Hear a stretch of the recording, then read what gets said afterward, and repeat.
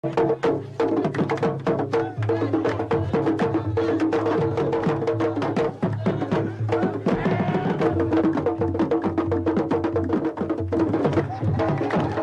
the ring still lures him, and in 1980, Ali announces that he is coming back. Again, he wants to fight for the title, currently held by Larry Holmes. I shall return. I will regain it on the 3rd. What is it that motivates a retired champion to come back? To be champion again. That's what motivates you, to be champion. And once you've been there, it's something to be sitting in that thing, you know? And that's what motivates you, to be champion again. And I think that's what Ali's thinking about.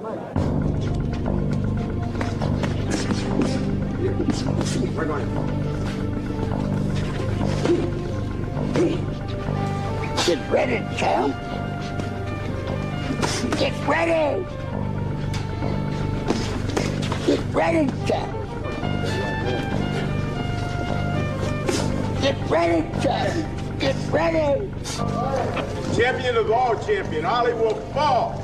He won't go 8 rounds. I predict it. Ali will fall. The old man is in serious trouble. I know the history of Larry Holmes. I saw Larry work with Muhammad in a gymnasium. Muhammad could handle a Larry Holmes.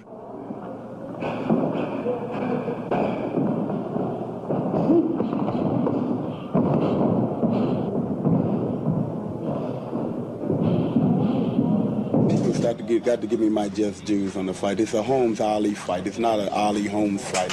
It's Holmes-Ali. And Ali had his day. This is my day. I say Ali used to float like a butterfly. He used to sting like a bee. But when he fight Larry Holmes, he'll fall in round 3. I'm gonna fall in 3.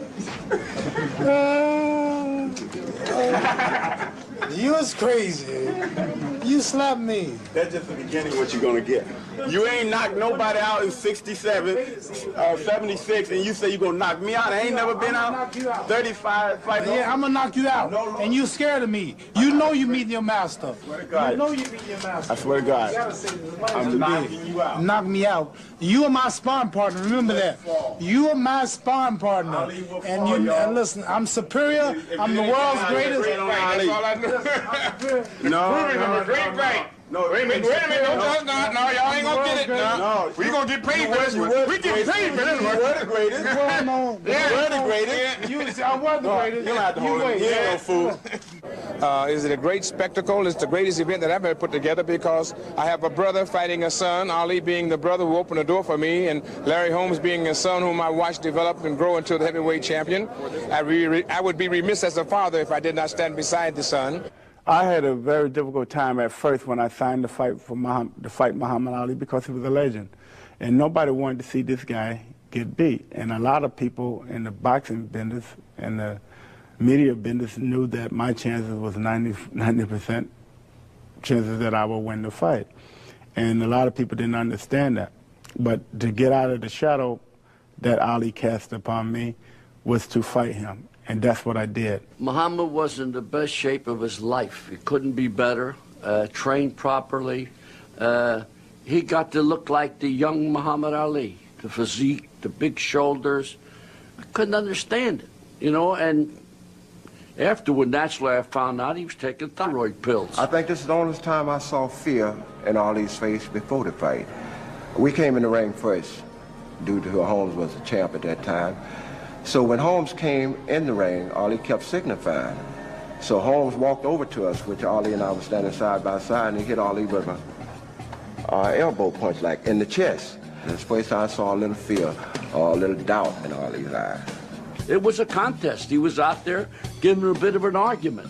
His left hand was going into play, but it got worse, worse, and worse as it went along.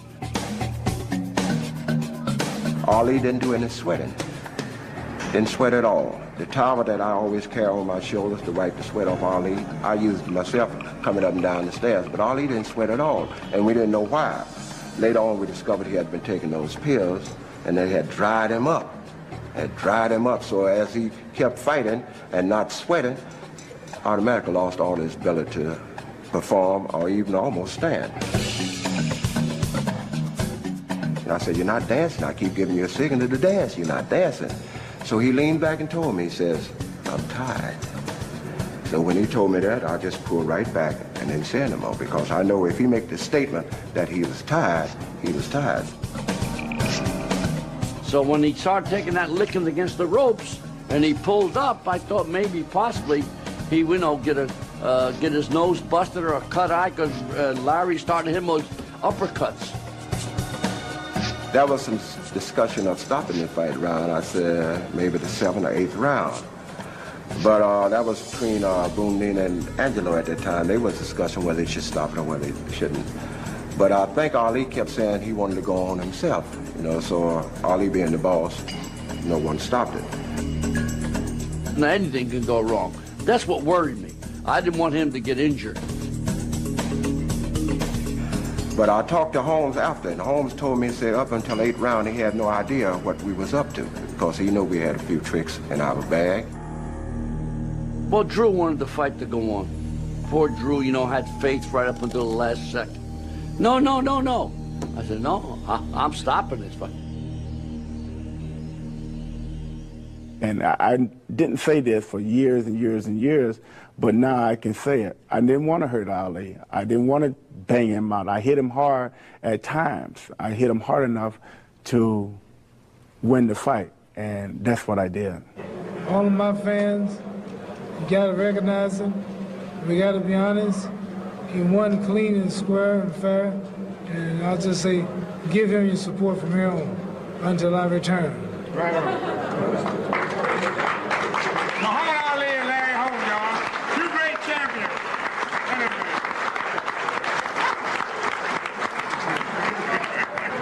This man who helped me grow, this man helped me in his camp, gave me the opportunity to learn and to be with him, to see what a champion is really all about. More important than all of being a champion, giving me a chance to see what a great human being he really is. And I love the man, and don't care what nobody say about it, and I respect him one hell of a lot. Why'd you whoop me like that, people?